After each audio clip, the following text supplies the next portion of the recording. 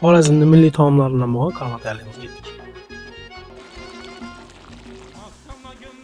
Bismillah.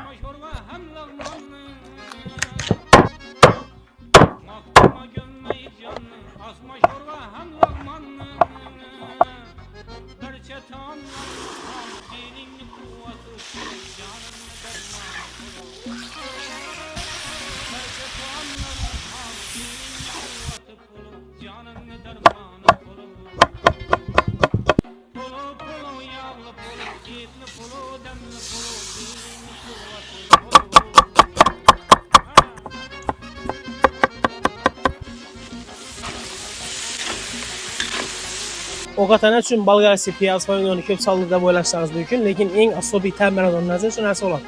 Bundan qo'rqmanglar, hech ko'p qarashdan bu qaynab yo'qolib ketadi.